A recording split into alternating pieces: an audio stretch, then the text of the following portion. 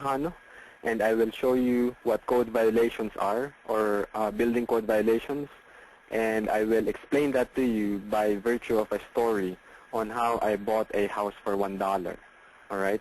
So, okay, a friend of mine, a landlord like myself, his name is Peter. He called me and he said that, hey, Trace, I have this house in Mount Auburn. The garage has fallen and it will cost me $12,000 to get it fixed. Well, the picture there is not the picture of the house, okay? But he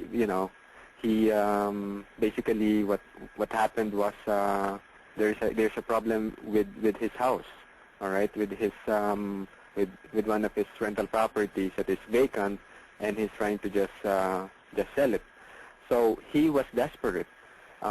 He told me this, and this is honest to God. This is his exact words. Can I sell this house to you for $1? All right. It's like he's asking me for permission, okay, to sell this house, for me to buy his house for $1. And when I saw the code violations, okay, so the city, what they did, if problem with your house, let's say the roof has fallen, you haven't fixed it, the grass is tall, there are broken windows, they file a building code violations, all right?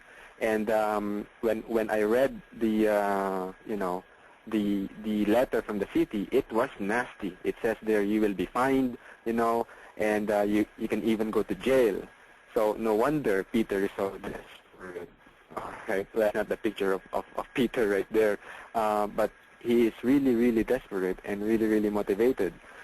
So just imagine this: based in Cincinnati, it's city of 1.5 million people. A typical homeowner in foreclosure gets to 50 letters from real estate investors like us, okay?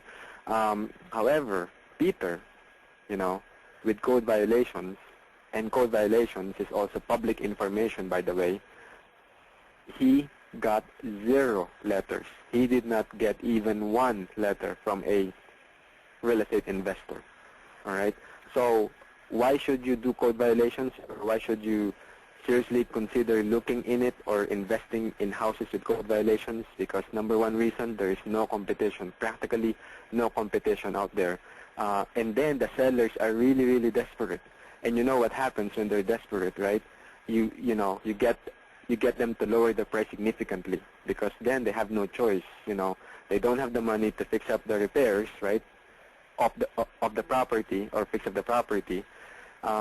So they're forced to sell the property to you for, in some cases, in a lot of cases, for tens to thousands to tens of thousands below what they paid for the property. I mean, Peter paid $10,000 for that property, and he sold it to me for $1. All right, and then get this: sellers, that have code violations are typically landlords who basically did not take care of their properties, right? And they have multiple properties, okay? I have one seller who has 10 properties.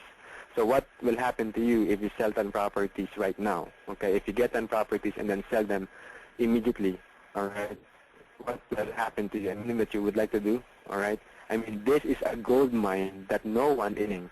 It's unbelievable. It's one of those last remaining secrets of real estate investing. So what happened to Peter's house? The next day, I sold it for a $3,000 profit. All right, and yes, it's not a lot of money, but $3,000 is $3,000, and I would rather have $3,000 every day. That's $1 million business, right? Versus $20,000, $30,000 every month or so, which is what you will get when you do short sales, when you do foreclosures. Okay. So, and again, because there is no competition, there is huge volume, there's a lot of upside.